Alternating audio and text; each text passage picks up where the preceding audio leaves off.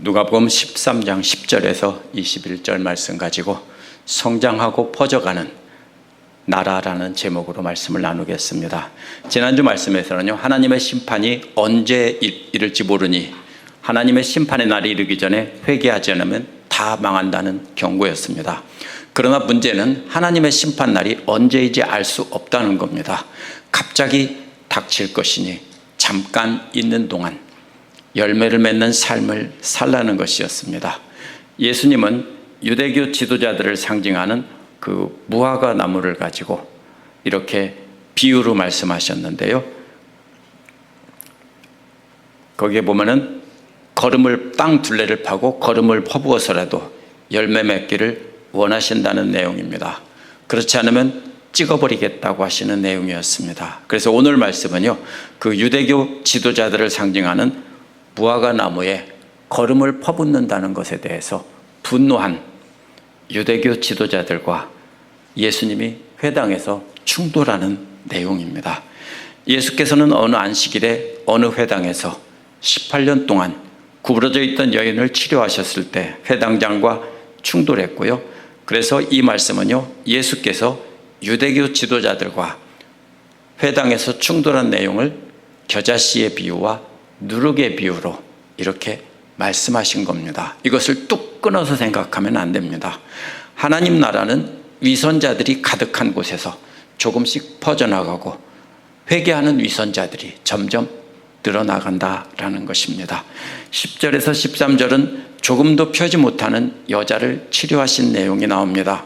10절은 앞부분과 그러나라고 연결이 되기 때문에 열매 맺지 못하는 무화과 나무의 뿌리를 파주고 그 똥거름입니다. 가축의 분뇨를 갖다가 퍼부을 테니까 잠시만 참아달라고 간청하는 비유하는 반대의 내용이 나옵니다. 전체적으로 볼 때 그렇다는 얘기입니다. 그 반대가 분노하는 회당장의 모습이죠. 그래서 바로 이 부분의 초점은 치료받는 여인이 아닙니다. 여기에 초점은 바로 다음에 14절에 나오는 회당장입니다. 바로 앞에서 똥거름을 퍼부어야 되는 무화과 나무가 바로 회당장입니다. 그래서 회당장이 분개하여 예수님을 공격하는 것입니다. 따라서 10절에서 17절은요, 앞부분에서 거름을 퍼붓는다는 이야기와 연결해서 읽어야 되고요, 여기서 치료받은 여인은 중심되는 초점이 아닙니다. 10절을 보면 원어에서 그러나 그가 계속 계셨다라고 했습니다. 여러 안식일 동안 한 회당에서 가르치시면서라고 했습니다. 근데 한 회당이라고 번역했지만 대부분의 영어 번역들은 회당들이라고 되어 있습니다. 원어는 분명히 안식일이라는 말이 여러 날이기 때문에 예수께서 여러 안식일 동안 어느 한 회당에서 계속 가르치고 계셨다, 이런 내용입니다. 그래서 계셨다는 말도요, 계속 이어지는 동작이기 때문에 안식일 드립니다. 예수님은 여러 회당에서 가르치셨는데 그 중에서 한 회당에서 여러 안식일 동안 가르치신 겁니다. 그리고 보라 라는 말로 이어서 시작합니다. 놀라운 구경거리가 있다는 것이죠. 세번역은 병마에 시달리고 있는 여자라고 했는데요, 원어는 약하게 만드는 귀신을 18해 동안 가지고 있었던 여자가 있었다, 이런 뜻입니다. 18해라는 숫자가 특별한 것 같죠? 어디 나옵니까? 실로암 망대가 무너진 것과 나오니까 그것과 자꾸 연결하려고 하면 잘못 해석하는 겁니다. 우리는 문맥을 통해서 해석해야 됩니다. 이것은 무슨 뜻입니까? 아주 오랜 기간이라는 뜻입니다. 세번역에서 허리가 굽어져라고 했지만 원어는 함께라는 말과 숙인다는 말이 합쳐져서 된 말입니다. 이게 허리를 숙인 건지 고개를 숙인 건지 알 수가 없습니다. 그 사전에 보면은요, 그 머리를 숙인다는 설명으로 되어 있습니다. 그래서 킹 제임스 버전은요, 그 함께 절했다, 이런 의미로 직역을 했습니다. 그런데 여자 혼자서 절하는데 왜 함께 절하는 겁니까? 그래서 NASB 같은 경우는 2번 구부렸다, 이렇게 번역합니다. 이게 무슨 뜻일까요? 저도 한참 동안 고민을 했습니다. 그러다가 이 질병을 찾아보고 답을 찾았습니다. 원어는 분명히 허리를 구부렸다는 뜻이 아니라 목을 숙여 구부렸다는 뜻입니다. 사진 한번 보여주시기 바랍니다. 이게 그 목이 구부러진 건데요. 이 목에 문제가 있어서 저렇게 구부러지고 펴지 못하는 겁니다. 다른 사진 보세요. 역시 같은 질병에 걸린 사람인데요. 저렇게 구부러져서 고개를 들지 못하는 병입니다. 그래서 이것은 아마도 머리를 이렇게 허리가 굽어져서 이렇게 된 게 아니라 고개가 구부러져서 들지 못하는 병일 가능성이 거의 확실합니다. 왜냐하면요, 나이가 들어서 허리가 구부러졌다고 해도요, 고개를 들어서 멀리 볼 수 있습니다. 그렇죠? 나이가 들어서 허리 굽은 분들에게 펴보라고 하면 힘이 들지만 펴니다. 우리 집사님 중에서도 어떤 자매가 왜 집사님은 항상 구부리고 다니세요? 친교실에서 한번 펴보세요 하니까 쫙 펴니다. 근데 조금 있다가 도로 구부러지죠. 이유가 뭔지 아세요? 척추 기립근과 이 대둔근, 엉덩이에 있는 근육이 줄어들어서 약하기 때문에 엉덩이에 있는 근육은 척추를 잡아당깁니다. 그리고 척추 기립근이 똑바로 세우는데요, 이 근육이 약해져서 대부분 구부러지는 겁니다. 그래서 척추가 골다공증으로 쭈그러들어서 했어도 물론 구부러질 수 있습니다. 하지만 그 경우는 문제가 뭐냐면요, 언제든지 고개를 듭니다. 그렇죠? 보셨어요? 옛날 할머니들 어떻게 하고 다니는지? 지팡이 짚고 고개를 들고 이렇게 숙이고 다니시죠. 이것은 등이 굽어졌다는 게 아니라 대부분 이 근력이 약해져서 근육이 감소돼서 척추를 잡아주지 못하기 때문에 구부러지는 것입니다. 그런 분들은 고개를 들고 멀리 보는데 큰 지장이 없습니다. 근데 오늘 본문에 나오는 여인은 그렇게 할 수 없었다겠는데요, 함께 고개를 숙이는 말과 짝을 이루는 말은 조금도 펴지 못했다, 펼 수 없었다라는 말입니다. 근데 이 말의 원래 뜻은요, 높이라는 말과 숙인다는 말이 합쳐져서 쓰인 말입니다. 이게 언제 쓰이는 말이냐면요, 고개를 높이 쳐든다는 뜻입니다. 욥기 10장 15절에서도 머리를 들지 못할 것은 그랬고요, 누가복음 20장 28절에서도 새 번역은 머리를 들라라고 번역했습니다. 그렇기 때문에 이 말은 머리를 들라는 말과 똑같은 말입니다. 그렇다면 이게 무슨 말입니까? 고개를 숙이고 있었고 머리를 조금도 들 수 없었다, 이게 원어의 뜻입니다. 그렇기 때문에 이 말은 등이 굽었다는 게 아니라 목이 굽었다는 뜻입니다. 예수께서는 12절에서 이 여인을 보고 불쌍히 여기셨습니다. 예수께서 불쌍히 여기는 마음으로 부르셔서 여인아, 내 병에서 풀려났다라고 말씀하셨습니다. 근데 여기서는 귀신을 쫓아내는 과정이 안 나오니까 이것은 귀신 쫓아내는 게 아니라 질병을 치료한 거다, 이렇게 해석하는 사람들이 있는데요, 아닙니다. 여기서 생략한 것뿐이고요. 왜냐하면 풀려난다는 말, 병에서 풀려난다는 말은요, 포로에서 석방된다는 뜻입니다. 그럼 악한 귀신에게 포로로 잡혔다가 석방된다는 뜻이기 때문에 분명히 귀신, 악한 영에게서 석방되었다는 뜻입니다. 그래서 예수께서는 그 여자에게 손을 얹었는데 그 여자가 즉시 똑바로 회복되고 하나님께 영광을 돌렸다라고 했습니다.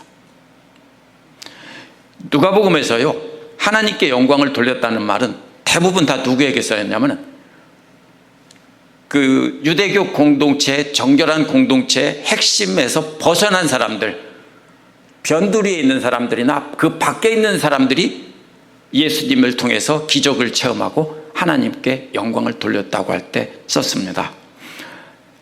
예수님도 역시 마찬가지입니다. 이 회당장과 같은 유대교 핵심 지도자들에게는 우리 하나님께 영광 돌린 적이 없습니다. 항상 변두리에 있는 사람들이 영광을 돌린 것입니다. 그래서 이러한 것은요, 유대교 경계 밖으로 쫓겨났거나 변두리에 있던 그 사람들이, 고통받는 자들이 예수님을 통해서 하나님의 은혜를 체험하고 하늘의 천사들의 합창에 함께 합류한 것으로 우리가 해석할 수 있습니다. 근데 여기서 이상한 게 있습니다. 12절에서 이미 이 여인이 악한 영으로부터 석방되었다고 했는데 13절에서 왜 또다시 손을 얹습니까? 12절에서 이미 치료가 끝난 것입니다. 왜 그럴까요? 귀신이 떠난 것이 사람들은 눈으로 볼 수가 없습니다. 그래서 귀신이 떠났는지 안 했는지를, 그것이 예수님 때문에 된 것인지 무엇 때문인지 사람들은 알지 못합니다. 그래서 예수님께서 귀신을 쫓아내서 그 여자가 똑바로 펴진 뒤에 그 여자에게 손을 얹어서 그것을 나타낸 것입니다. 이미 귀신이 예수님께서 말씀하셨을 때 즉시 떠나갔고요, 손을 얹은 것은 사람들에게 보여주기 위한 것입니다. 이 여인은 특별히 예수님께 감사를 해야 되는데 뭐라고 했습니까? 하나님께 영광을 돌렸다는 것이 아주 특별합니다. 이 여인은 회당장보다 훨씬 더 올바른 믿음을 갖고 있는 것입니다. 14절에서 17절에 보면은 예수님을 대적하는 회당장이 나옵니다. 14절에서 예수께서 안식일에서 병 고치는 걸 보고 회당장은 분노해서 무리들에게 말했습니다. 회당장이 뭐라고 말합니까? 일할 날이 엿새 있으니까 그날 중에 고침을 받고 안식일에는 하지 말라고 했습니다. 근데 여기서 이상합니다. 예수님한테 해야 될 말을 무리들한테 했습니다. 회당장은 의도적으로 그렇게 한 것입니다. 예수님을 직접 비난하지 않고 무리들한테 한 것입니다. 그러나 이것은 단지 안식일에 병자를 치유했다고 한 게 아니라 전의 감정이 실려 있는 겁니다. 뭐죠? 바로 앞에서 많은 무리들이 있는 곳에서 망신을 줬기 때문입니다. 유대교 지도자들을 뜻하는 무화과 나무에 똥거름을 퍼붓는다고 예수님께서 이렇게 비유로 말씀하셨기 때문에 그것에 분노한 것입니다. 그래서 그러한 분노를 여기에 간접적으로 표출하고 있는 겁니다. 그런데 회당장이 공개적으로 무리를 책망하고 예수님께 안 한 것은 이게 바로 무리들이 예수님을 직접 대적하게 하려는 것입니다. 자기들은 어차피 예수님을 대적하고 있죠. 그럼 무리들도 예수님을 대적하게 해야 되는 겁니다. 왜 그렇죠? 무리들을 혼내면 뭐라고 합니까? 우리도 동생이 잘못했는데 형제를 다 혼내요. 그럼 뭐라고 하죠? 나중에 너 때문에 우리 혼났어 임마라고 하잖아요. 그렇죠? 그 다른 형제들이 뭐라고 하겠죠? 바로 이 회당장은 그것을 노린 겁니다. 그래서 무리들이 예수님을 대적하게 하려고 무리들에게 책임을 돌린 것입니다. 이게 뭡니까? 이간질이죠. 아주 교활한 이간질인데요, 이러한 이간질은 정확히 사탄의 특성입니다. 둘 사이에 싸움을 시키는 것이죠. 15절에서 예수님께서는 15절에서 누가는 예수님을 예수라고 하지 않고요, 갑자기 주님이라고 합니다. 이게 그냥 흔히 쓰는 말이 아닙니다. 무슨 뜻입니까? 예수께서 태초에 천지를 창조하시고 안식일을 만드신 진짜 주인이라는 뜻으로 여기서만 특별히 주님이라고 쓴 것입니다. 주님께서는 그에게 대답하시며 말씀하셨는데, 외식하는 자들이라는 말은요, 여럿이라는 뜻입니다. 이상하죠 또. 왜 그러냐면요, 예수께서 회당장에게 말씀하셔야 되는데 회당장은 하나의 대표일 뿐이고 그 안에 있는 모든 유대교 지도자들, 바리새파 율법학자들 모두에게 함께 말씀하시는 겁니다. 예수께서 무리에게 말씀하신 것이 아니라 회당장과 같은 부류에 있는 사람들 모두에게 말씀하신 겁니다. 예수께서 하신 말씀은요, 너희 각자가 안식일에 자기 소나 나귀를 먹이고 있는 곳에서 풀어내가지고 멀리 끌고 가서 물 마시게 하지 않느냐는 겁니다. 소나 나귀를 안식일이라고 너희들은 마시는 거 쉬어하면 어떻게 됩니까? 잘못하면 죽죠. 그래서 그거는 안식일법에 어긋나지 않는다고 한다는 겁니다. 가축들은 항상 풀어서 안식일이라도 물을 먹이는데 하물며 18해 동안 사탄에게 매여있던 아브라함의 딸을 안식일에 풀어주는데 그게 합당하지 않느냐라고 하신 겁니다. 이 말씀을 하시자 예수님을 반대하던 모든 자들이 다 부끄러워했다고 했습니다. 왜냐하면 그 말이 맞기 때문입니다. 그리고 무리들은 행하시는 영광스러운 일을 보고 기뻐했다고 했습니다. 그래서 모두가 다 인정했다는 것입니다. 그래서 그동안은 이 유대교 지도자들이 두려워서 기뻐하지 못하고 가만히 있었는데 이제 그들이 부끄러워하고 모두가 인정하자 함께 무리들도 기뻐했던 겁니다. 하나님 말씀을 문자적으로 지키려고 하는 것은 무슨 뜻이냐면요, 결국 어기려는 뜻을 갖고 있습니다. 안식일에 일하지 말라. 그럼 어떻게 일하느냐? 음식은 먹어야지. 그래, 그럼 음식은 요리하지 말고 해놓은 것만 먹어라. 그러면 해놓은 거 음식 들고 몇 걸음이나 걸어가야 되느냐? 몇 걸음까지 걸어가도 되고 몇 걸음 넘으면 안 된다. 이렇게 자꾸 하죠. 왜요? 사람들이 자꾸 거기에 써 있는 것이 아니면은 안 지키려고 하기 때문입니다. 법에 없잖아 라고 하는 겁니다.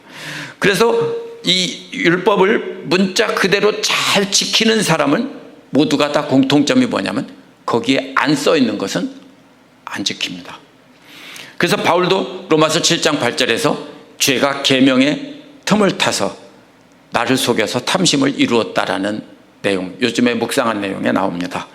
말씀에 나타난 것만 지키고요, 말씀에 없는 것은 지키지 않으려는 태도가 사람들에게는 기본적으로 있습니다. 그래서 자기의 죄를 정당화하는 겁니다.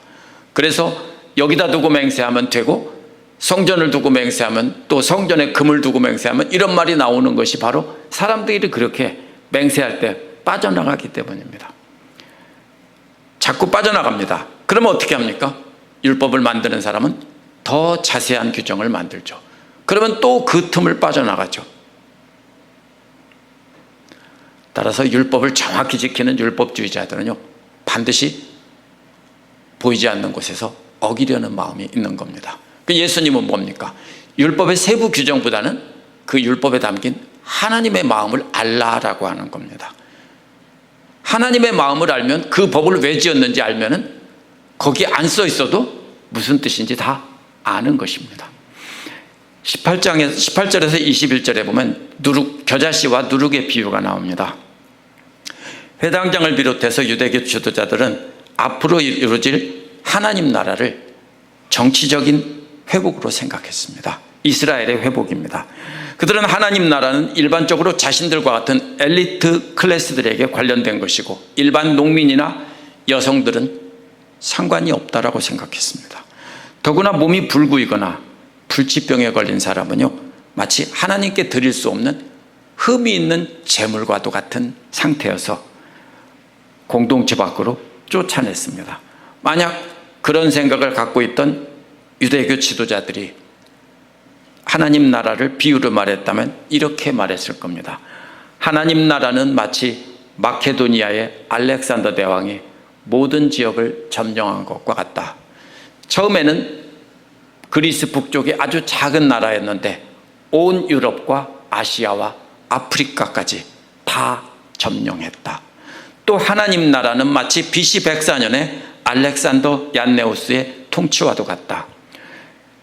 셀루시드 왕조의 식민지로 고생하던 이스라엘을 회복시켜서 솔로몬 시절의 영토를 거의 다 회복했다.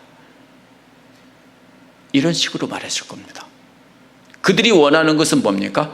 하나님 나라는 이스라엘의 회복입니다. 하지만 예수님은 이렇게 말씀하지 않으셨습니다. 그 자리에 있던 모든 무리들에게 겨자씨와 누룩의 비유로 하나님 나라를 말씀하셨습니다. 그래서 뭐라고 말합니까? 그러므로 말씀하시되 라는 말도 회당장과 논쟁한 내용과 연결이 됩니다.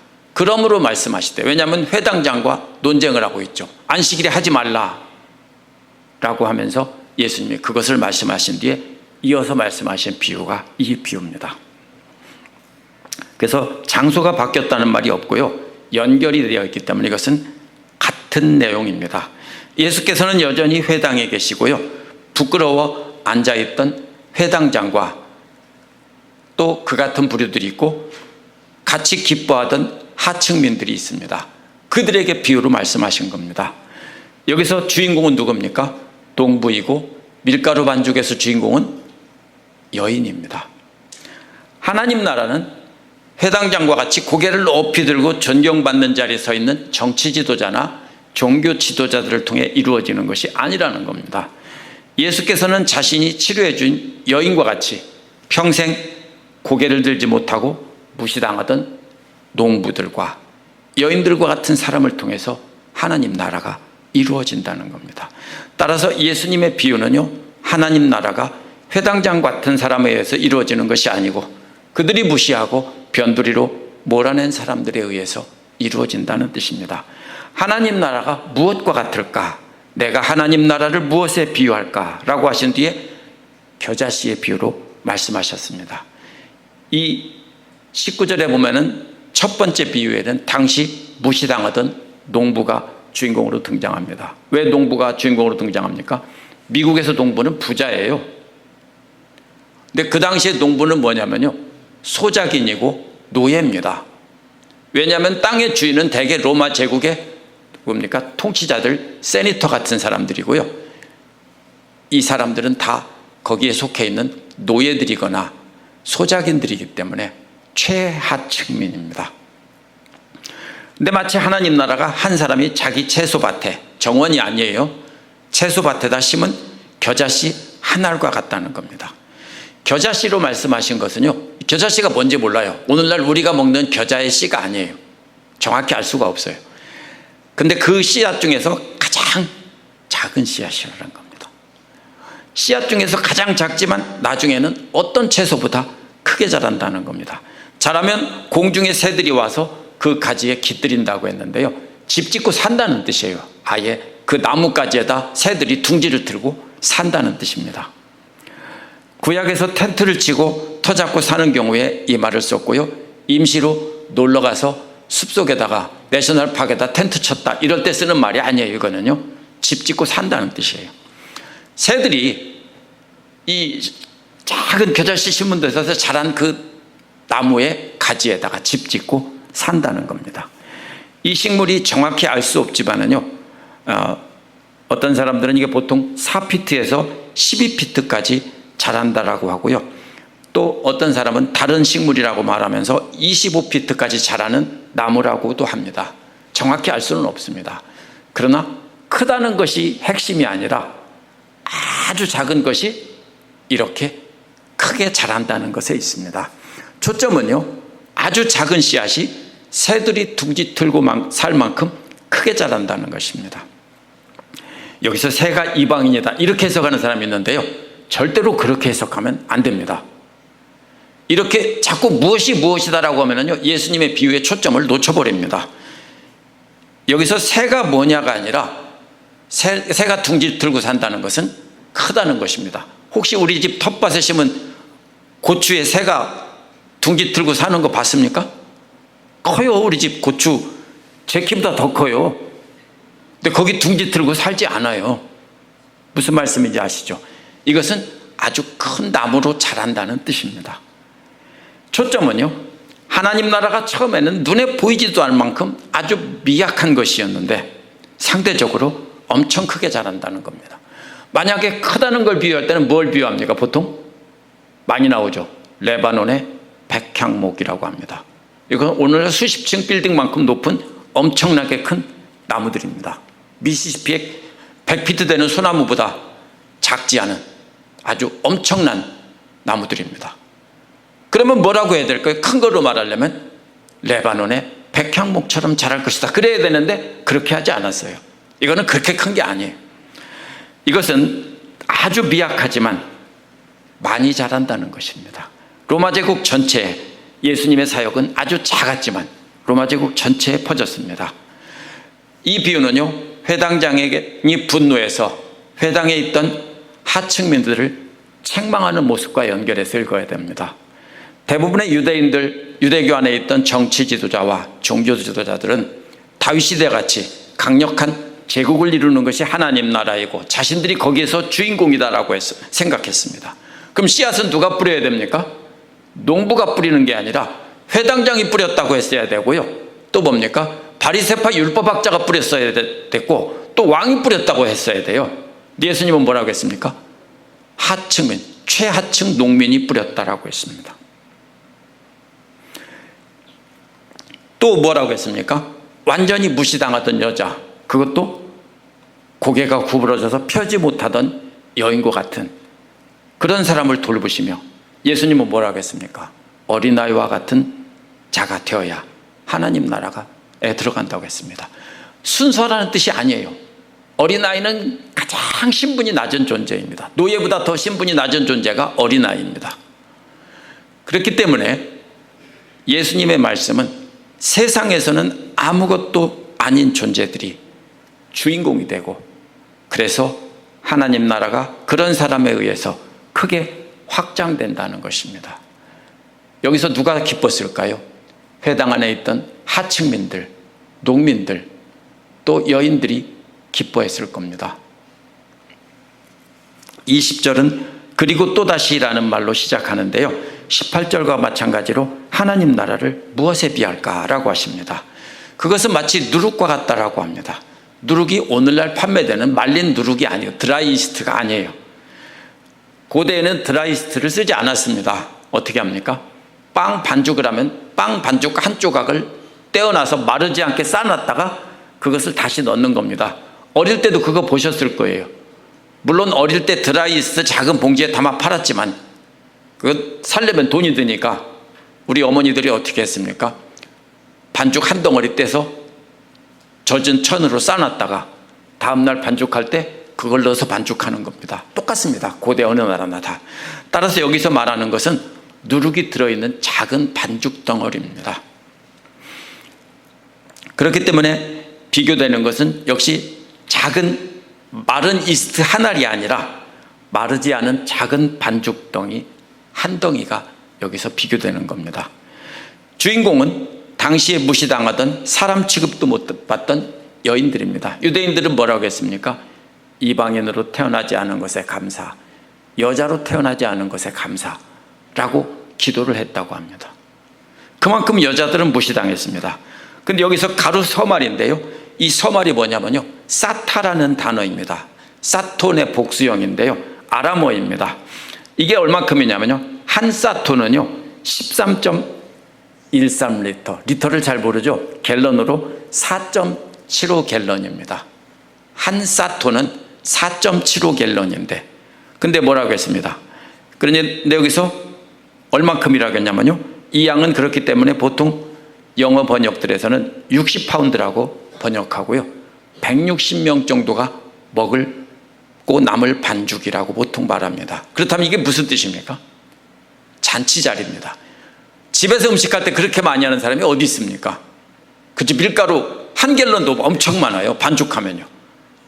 근데 4몇 갤런이 아니라 그보다 훨씬 많은 양이면 이건 잔치 음식입니다. 보통 날이 아니라 잔치를 준비하는 장면입니다. 반죽 속에 넣은 작은 눈에 보이지도 않는 반죽 속에 들어있는 이스트가 그렇게 많은 전체 잔치에 큰 반죽 덩어리 전체에 다 퍼지는 날입니다. 퍼지는 것입니다. 이게 무슨 뜻입니까? 하나님 나라의 잔치를 말하는 것입니다. 19절에서 겨자씨는 닷속에 던졌다고 했는데요, 이스트는 숨겨두었다고 했습니다. 왜요? 커다란 반죽을 하나 만들어 놓은 뒤에 그 속에다가 이스트가 들어있는 작은 반죽을 숨겨서 던는 겁니다. 이 반죽은 아무도 모르지만 밤중에 은밀하게 퍼져나갑니다. 그래서 따뜻한 곳에 두면 하룻밤이 지나면 이스트는 전체에 다 퍼져서 부풀게 됩니다. 이 비유는 하나님 나라는 처음에는 미약하지만 전체에 골고루 퍼진다는 겁니다. 겨자씨 비유와 같은 점도 있고 다른 점도 있습니다. 같은 점은 뭡니까?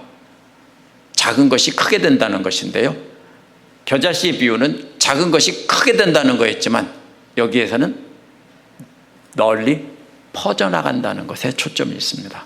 그래서 두 가지 비유를 통해 보면요, 하나님 나라는 회당장과 같은 유대교 엘리트들 통해서 이루어지지 않는다는 겁니다.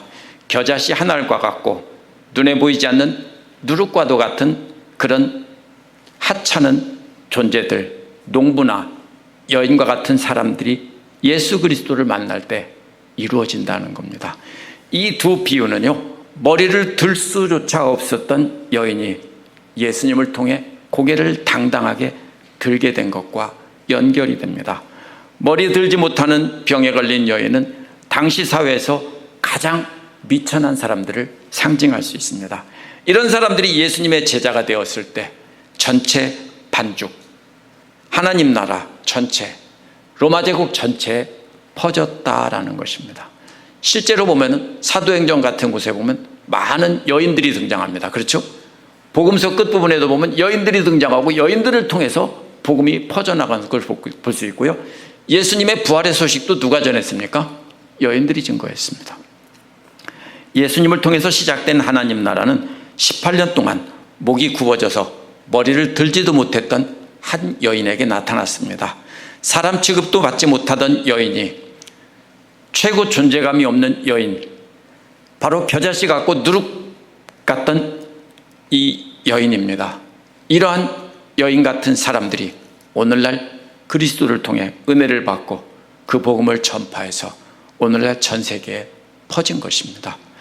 예수 그리스도를 알지 못했을 때 우리가 바로요, 목이 굽어져서 땅만 보고 살던 존재입니다. 잠시 있다 사라지는 헛된 세상 영광만 보고 살았다는 뜻입니다. 그러나 예수 그리스도를 통해 고개를 들게 되고, 고개를 들게 되면 눈에 보이는 게 뭡니까? 하늘이 보이죠. 그래서 영원한 하나님 나라를 바라보고 살 수 있게 된 것입니다. 오늘 말씀에 나온 여인은요, 오랫동안 고개가 확 구부러져서 펴지 못했던 여인인데요, 유대교 공동체에서 가장 변두리에 있던 존재입니다. 예수께서 불쌍히 여기시고 치료해 주셨는데 이 마음이 바로 하나님의 마음입니다. 하나님께서 그 백성 보고 불쌍히 여기셔서 애굽 땅에서 인도해 주셨고요, 바빌론 포로에서 돌아오게 하신 바로 그 하나님의 마음입니다. 이 여인과 반대에 있던 사람이 누굽니까? 회당장입니다. 회당장은 고개를 빳빳이 들고 최고 존경을 받으면서 거드름을 피던 사람입니다.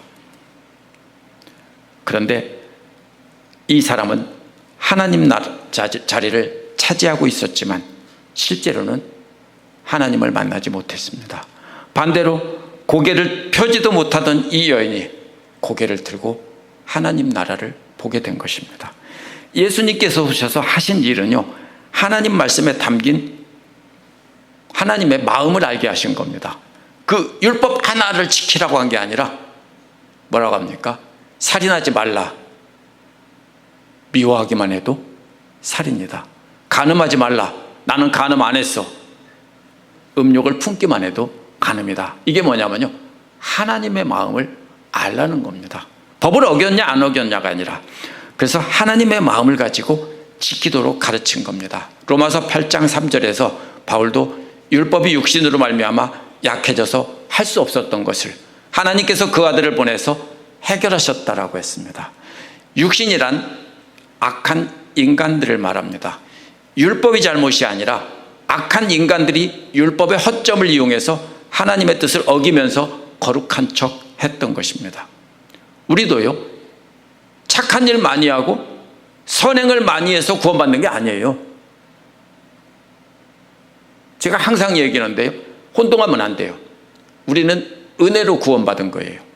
근데 은혜로 구원받았는데 왜 그러면 말씀을 지키라고 그래요? 감사하는 마음으로 하나님의 뜻에 자원해서 순종하는 겁니다. 이게 바뀌면 안 됩니다. 우리는 율법을 지켜서 구원받는 게 아니에요. 율법을 지키는 사람은 다 어떻게 합니까? 내가 주일 잘 지켰어.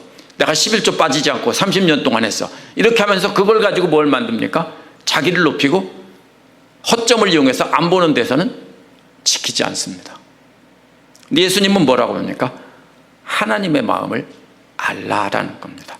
그런데 문제는 예수께서 하나님의 말씀에 담긴 하나님의 참된 뜻을 가르칠 때 오늘 말씀에 나온 회당장 같은 사람은 못 듣게 한 게 아니에요. 그들이 귀를 막은 겁니다. 왜요?